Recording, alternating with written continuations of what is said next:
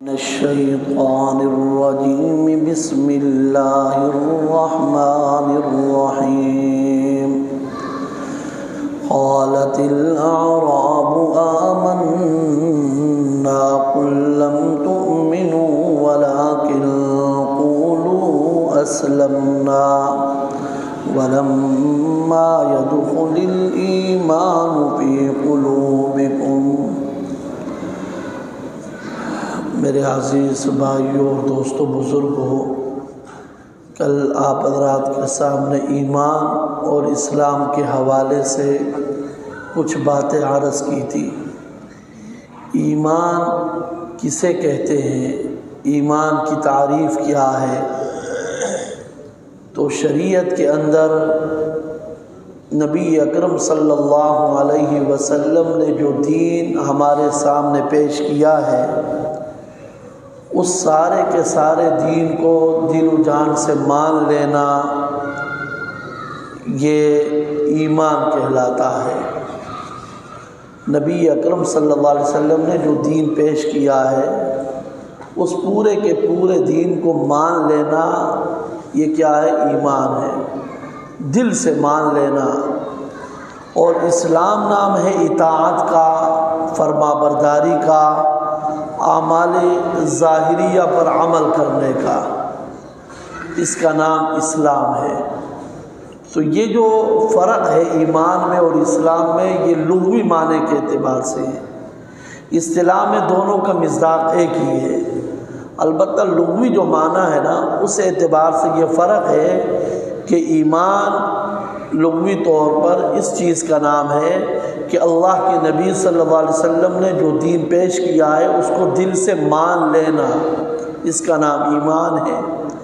اور اسلام اعمال ظاہریہ پر عمل کرنا، اس کا نام کیا ہے؟ اسلام ہے۔ فرما برداری کرنا، اس کا نام کیا ہے؟ اسلام ہے۔ یہ فرق آپ کو ملے گا ایک حدیث مشہور جس کو احادیث کی کتابوں میں کہا جاتا ہے حدیث جبرائیل، اس میں یہ فرق آپ کو ملے گا۔ حضرت عمر رضی اللہ تعالی عنہ فرماتے ہیں کہ ایک دفعہ ہم سرکار دو عالم صلی اللہ علیہ وسلم کی مجلس میں بیٹھے تھے، تو ایک خوبصورت آدمی تھا، سفید لباس میں ملبوس تھا، سر کے بال بھی کالے تھے۔ وہ آیا اور نبی اکرم صلی اللہ علیہ وسلم کے سامنے بیٹھا، اور اس طرح بیٹھا کہ فَأَسْنَدَ رُكْبَتَيْهِ إِلَىٰ رُكْبَتَيْهِ، اس نے اپنے دونوں گھٹنے حضور کے گھٹنوں کے ساتھ ملائے، بالکل قریب بیٹھا اور اتحیات کی حالت میں بیٹھا۔ اور نبی اکرم صلی اللہ علیہ وسلم کے سامنے جب بیٹھا تو پہلا سوال اس نے کیا، مل اسلام، اللہ کے رسول اسلام کیا ہے؟ حضور نے جواب دیا، فرمایا الاسلام ان تشہد ان لا الہ الا اللہ وان محمد رسول اللہ۔ اسلام یہ ہے کہ تم اس بات کی گواہی دو کہ اللہ کے سوا کوئی بھی عبادت کے لائق نہیں، اور محمد صلی اللہ علیہ وسلم اللہ کے رسول ہے۔ اور نمبر 2 وتقیم الصلاۃ، نماز کی پابندی کرو۔ نمبر 3 وتؤتی الزکوٰۃ، زکوٰۃ کو ادا کرو۔ اور نمبر 4 وتصوم رمضان، رمضان کے مہینے کے روزے رکھو۔ اور نمبر 5 وتحج البیت ان استطعت الیہ سبیلا، اگر تمہاری طاقت ہو تو حج کرنا۔ یہ 5 باتوں کے ماننے کا نام کیا ہے؟ اسلام ہے، کرنے کا نام اسلام ہے۔ اب دیکھو، حج کا تعلق بھی عمل کے ساتھ ہے، اور روزے کا تعلق بھی عمل کے ساتھ ہے، اسی طرح نماز کا تعلق بھی کس کے ساتھ ہے؟ عمل کے ساتھ، کرنے کے ساتھ ہے۔ تو یہ جو 5 چیزیں نا، اس کے کرنے کا نام کیا ہے؟ اسلام ہے۔ اس نے کہا بالکل آپ نے صحیح جواب دیا۔ پھر اس نے دوسرا سوال کیا کہ اخبرنی عن الایمان، ہمیں ایمان کے بارے میں بتائیے کہ ایمان کیا ہے؟ تو نبی پاک صلی اللہ علیہ وسلم نے فرمایا ان تؤمن باللہ وملائکتہ وکتبہ ورسلہ والیوم الآخر وتؤمن بالقدر خیرہ وشرہ۔ ایمان یہ ہے کہ اللہ پر ایمان لانا، اور اس کے فرشتوں پر ایمان لانا، اور نمبر 3 تمام آسمانی کتابوں کو ماننا، اس پر ایمان لانا، اور نمبر 4 تمام پیغمبروں پر ایمان لانا، قیامت کے دن پر ایمان لانا، اچھی اور بری تقدیر پر ایمان لانا۔ تو یہ کیا ہے؟ ایمان ہے۔ تو ایمان کی حضور نے یہ تعریف کی اور اسلام کی وہ تعریف کی۔ پھر اس نے احسان کے بارے میں پوچھا کہ احسان کیا ہے؟ تو نبی اکرم صلی اللہ علیہ وسلم نے فرمایا احسان یہ ان تعبد اللہ کأنک تراہ فإن لم تکن تراہ فإنہ یراک۔ احسان یہ ہے کہ تم اس طریقے سے اللہ کی عبادت کرو گویا کہ تم اپنے رب کو دیکھ رہے ہو، اور اگر یہ درجہ نصیب نہیں ہوتا تو کم از کم یہ ذہن میں لایا کرو کہ اللہ مجھے کیا کر رہا ہے؟ دیکھ رہا ہے۔ وہ شخص چلا گیا، اور بھی اس نے سوالات کیے، وہ چلا گیا۔ پھر نبی اکرم صلی اللہ علیہ وسلم نے مجھ سے پوچھا عمر جانتے ہو یہ کون تھا؟ میں نے کہا اللہ کے رسول میں تو نہیں جانتا۔ مدینے کا تو اس لیے نہیں ہے کہ ہم نہیں جانتے، اور باہر سے آیا ہے جس کا بھی پتہ اس لیے نہیں چلتا ہے کہ اس کے کپڑوں پر ذرہ برابر بھی گرد و غبار نہیں ہے، سر میں بھی کوئی گرد و غبار نہیں، تو میں نہیں جانتا کہ کون ہے۔ اللہ و رسول عالم، اللہ کو اچھی طرح علم ہے، اللہ کے نبی کو اچھی طرح علم ہے کہ یہ کون ہے۔ تو نبی پاک صلی اللہ علیہ وسلم نے فرمایا یہ جبرائیل امین تھے، فإنہ جبرائیل، یہ جبرائیل تھے، اور یہ اس لیے آئے تھے کہ یعلمکم دینکم، تمہیں تمہارا دین سکھانے آئے تھے، کہ دین کو سیکھنا ہو نا تو اس طریقے سے سیکھنا ہے، سوال اور جواب کے انداز سے۔ استاد کا ادب اس نے کتنا کیا، قریب کتنا بیٹھا، تو یہ تمہیں تمہارا دین سکھانے کے لیے آیا تھا۔ تو اس حدیث سے یہ بات بالکل واضح ہو گئی کہ جب جبرائیل امین نے نبی اکرم صلی اللہ علیہ وسلم سے ایمان کی تعریف پوچھی تو ایمان کی اللہ کے نبی صلی اللہ علیہ وسلم نے اور باتیں گنوائی، اور اسلام کی بات پوچھی تو حضور صلی اللہ علیہ وسلم نے اس کو اور باتیں بتائی۔ تو حالانکہ دونوں ایک ہی چیز ہے، ایمان اور اسلام ایک ہی چیز ہے، لیکن فرق حضور نے صرف اتنا بتلایا کہ اسلام اعمال ظاہریہ پر عمل کرنے کا نام ہے، اعمال کو کرنے کا نام ہے، اور ایمان ماننے کا نام ہے، جو نبی اکرم صلی اللہ علیہ وسلم نے جو دین پیش کیا۔ اس کو آپ یوں بھی سمجھ سکتے ہیں، یہ جو درخت ہوتا ہے نا، یہ ہمارے مسجد کے سین میں درخت لگا ہے، تو جہاں جہاں بھی درخت ہے اس درخت کے 2 حصے ہیں۔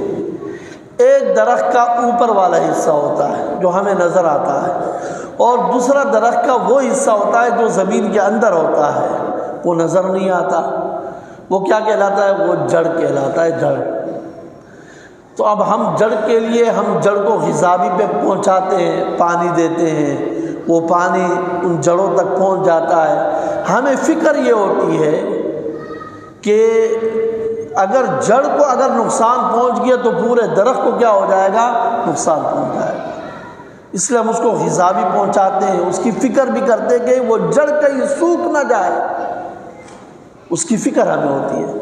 اور یہ جو اوپر والا حصہ، ان میں سے اگر کوئی شاخ کوئی کاٹ بھی دے تو پورے درخت کو نقصان نہیں پہنچتا، پورے درخت کو نقصان نہیں پہنچتا، پھر بھی کسی نہ کسی شکل میں وہ شاخ نکل ہی آ جائے گی۔ اگر آپ درخت کو بھی اوپر سے کاٹ دو نا اور جڑ صحیح سلامت ہو، کسی نہ کسی شکل میں وہ درخت پھر بھی نمودار ایک دن ہو ہی جائے گا۔ تو ایمان یہ جڑ ہے اور اسلام یہ شاخیں ہو گئی، ٹھیک ہے نا۔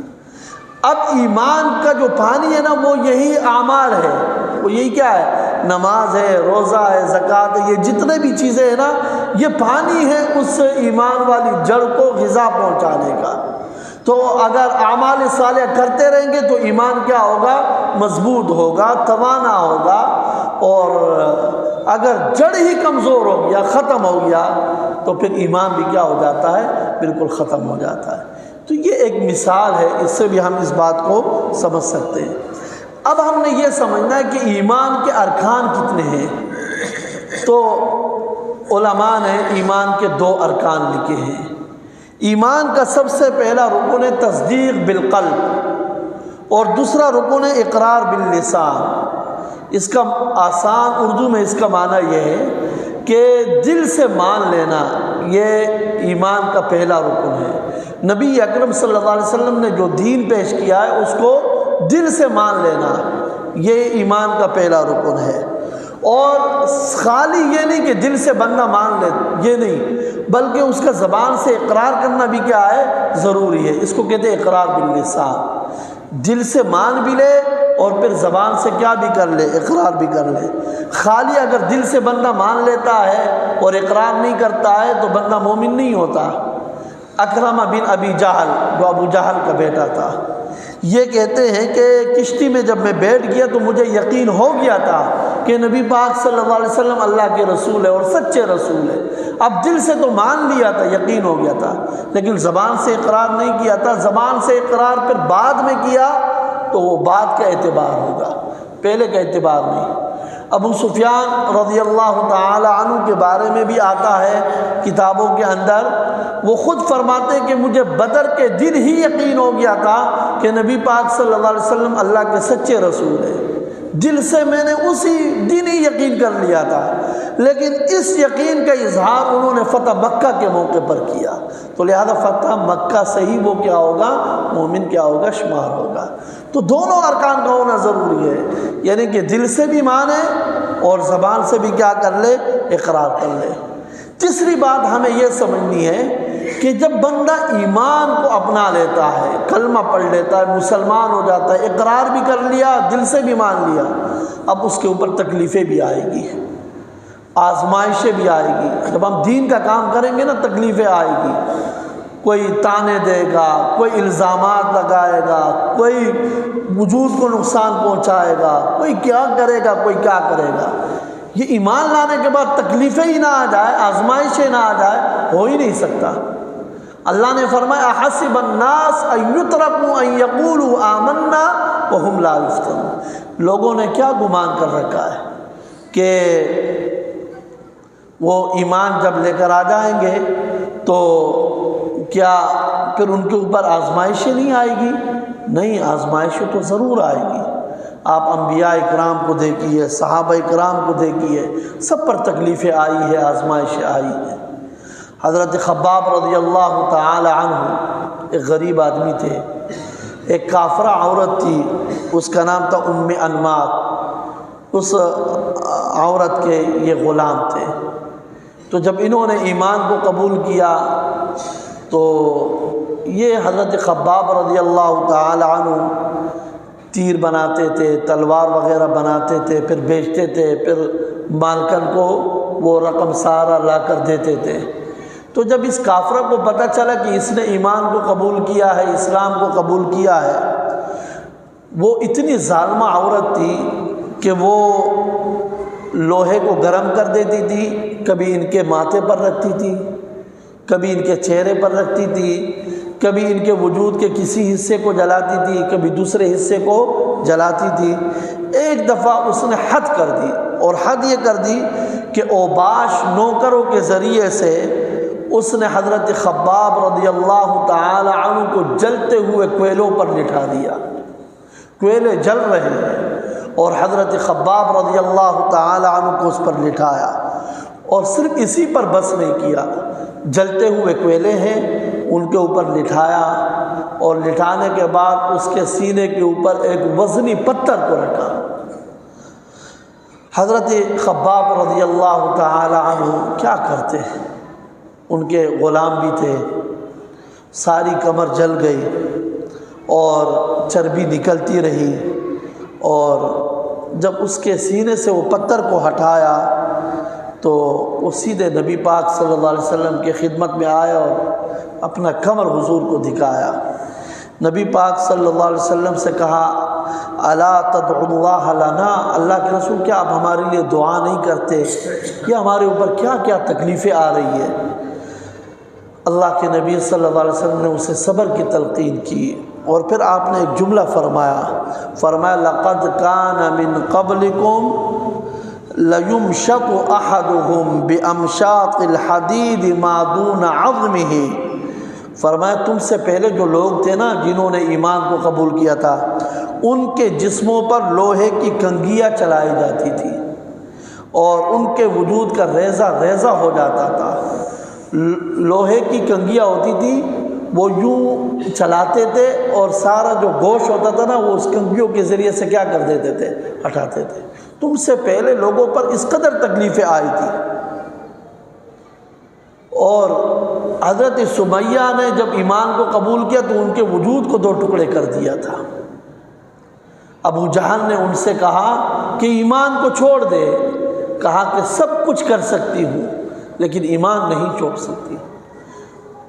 اس ظالم نے کیا کیا، 2 اونٹ تھے، ایک اونٹ کے ساتھ حضرت سمیہ کے ایک پاؤں کو باندھ دیا اور دوسرے اونٹ کے ساتھ دوسرا پاؤں باندھ دیا، اور پھر دونوں کو مختلف سمتوں میں دوڑایا، یعنی ایک کو وہاں سے دوڑایا اور دوسرے اونٹ کو یہاں سے دوڑایا، اور حضرت سمیہ کے بدن کے 2 ٹکڑے ہو گئے، لیکن کلمہ نہیں چھوڑا، ایمان نہیں چھوڑا۔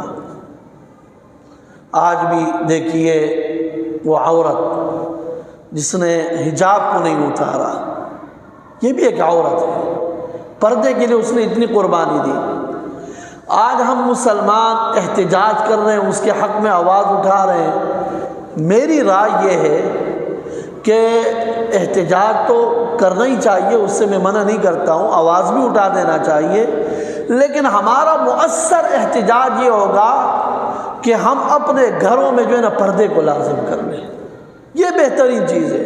ہم دنیا کو اپنے عمل سے دکھائیں کہ ہم مسلمان پردے کے بغیر اپنے گھروں کو اور اپنی مستورات، ہماری جو مستورات ہے ہمارے دین میں ہیں، اس کے لیے پردہ کرنا لازم ہے، ہم عمل سے انہیں دکھائیں، تو ایمان کے بعد تو تکلیفیں آئے گی، اور جب بھی آپ دین کا کام کریں گے تکلیفیں آئے گی، اور مخالف اٹھیں گے، وہ طرح طرح کی باتیں کریں گے، لیکن دین، ایمان، اسلام کو ہم نے چھوڑنا نہیں۔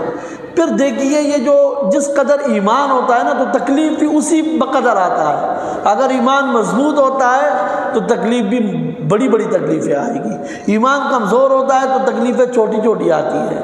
صحابہ کرام کا ایمان بڑھیا تھا تو تکلیفیں بھی بڑی بڑی آئی، ہمارا ایمان کمزور ہوتا ہے تو تکلیفیں بھی چھوٹی چھوٹی ہوتی ہے، لیکن ایمان لانے کے بعد تکلیفیں بھی آئے گی، مصائب بھی آئیں گے۔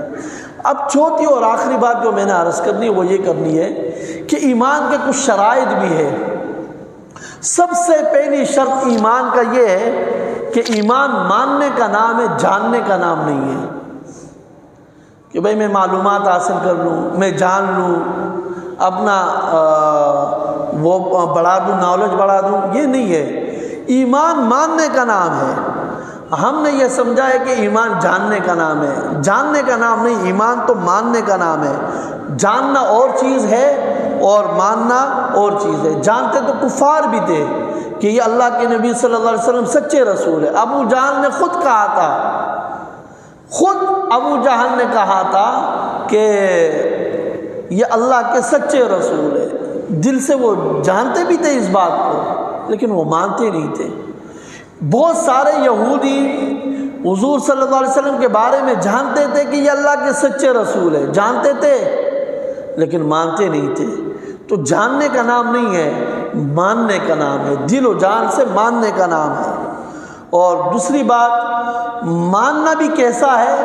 یقین کے درجے میں ماننا ہے، یہ نہیں کہ ہم اس انداز سے مانیں کہ شک بھی ہو دل کے اندر، نہیں، بلکہ یقین ہو کہ جو کچھ اللہ اور اس کے رسول نے فرما دیا ہے، میں 100% نہیں 1000% مجھے یقین ہے کہ اللہ اور اس کی رسول کی بات وہ غلط نہیں ہو سکتی، وہ بالکل سچی ہے۔ اور تیسری بات، ماننا بھی ہے اور سارے دین کو ماننا ہے، یہ نہیں کہ کچھ باتوں کو مانے اور کچھ کو نہ مانے، یہ نہیں۔ پردے کو بھی ہم مانیں، ہم دعوت کو بھی مانیں، ہم جہاد کو بھی مانیں، ہم دین کے ایک ایک رکن کو کیا کریں، مانیں، سب باتوں کو ہم مانیں۔ اور چوتھی شرط یہ ہے کہ ماننا ہے اور اسی ہیئت میں ماننا ہے جس ہیئت میں حضور اور آپ کے صحابہ نے بیان کیا ہے۔ مثلا خاتم النبیین کی تشریح صحابہ نے یہ کی ہے، حضور نے خود یہ کی ہے کہ میرے بعد کوئی نیا نبی نہیں آئے گا، یہ خاتم النبیین کی تشریح ہے۔ اب قادیانیوں کے پاس کوئی جاتا ہے، وہ کہتا ہے ہم بھی حضور کو آخری پیغمبر مانتے ہیں، لیکن وہ تشریح اعتبار سے، وہ فلاں اعتبار سے، فلاں اعتبار سے، ہم ان کو اپنے معنی اپنے پاس رکھو۔ خاتم النبیین کا معنی حضور نے ہمیں یہ بتایا کہ میں آخری پیغمبر ہوں، میرے بعد کوئی پیغمبر آئے گا ہی نہیں، حضور کے بعد کوئی نبوت آ ہی نہیں سکتی۔ تو ماننا بھی اسی طریقے سے ماننا ہے، اس ہیئت میں ماننا ہے جس ہیئت میں صحابہ نے اور حضور نے ہمیں بتایا ہے۔ اور پانچویں بات یہ ہے کہ ہم جو مانیں گے نا وہ اس بنیاد پر نہیں مانیں گے کہ یار عقل بھی یہ کہتی ہے، تجربہ بھی یہ کہتا ہے، لوگ بھی یہ کہتے ہیں، نہیں، ہم اس لیے مانیں گے کہ حضور کی بات پر اعتماد کر کے مانیں گے۔ عقل مانے یا نہ مانے، دل میں بات اترے یا نہ اترے، لوگ کہے یا نہ کہے، بس حضور نے فرما دیا، ہم تو بھائی اس وجہ سے کیا کر رہے ہیں، مان رہے ہیں۔ ان شرائط، یہ ایمان کے کیا ہے، شرائط ہے۔ اللہ مجھے اور آپ کو کہنے اور سننے سے بڑھ کر عمل کی توفیق عطا فرمائے۔ اے اللہ ہمارے گناہوں معاف فرما، پروردگار ہماری غلطیاں معاف فرما۔ وصلی اللہ علی النبی۔